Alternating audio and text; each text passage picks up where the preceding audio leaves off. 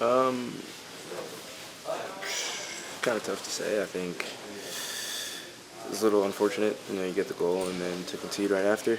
I think if we're able to keep the game at 2-1 for a little while longer, the game's different. But it happens, and I think from there it's just about trying to get sustainable possession in their side of the field. I don't think we were able to do that. A lot of it was middle third and playing against the counter. So I think that's one thing we need to work on.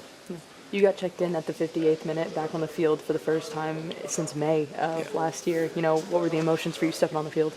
Yeah, it was quite a bit. I think one was just excited to go through just the whole day. Really, it's been a while since I went through this kind of game day process, especially being here at the Benz, and wasn't too aware of the crowd and everything. Just because once you kind of check in, you kind of lose awareness of all that. But I think once the shirt kind of went on, luckily a little bit of nerves went away. But just try to not rush into it, try to settle into the game as quick as possible, and move on from there.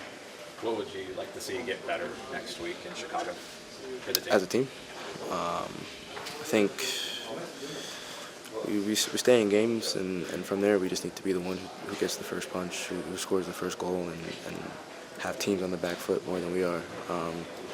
It's easier said than done. I've watched the first 5 this season, and it's a lot easier to watch from up there than to when you're on the field. So I think now that hopefully as I'm starting to get more and more involved with the team, we'll see going forward, and then I can provide a better answer.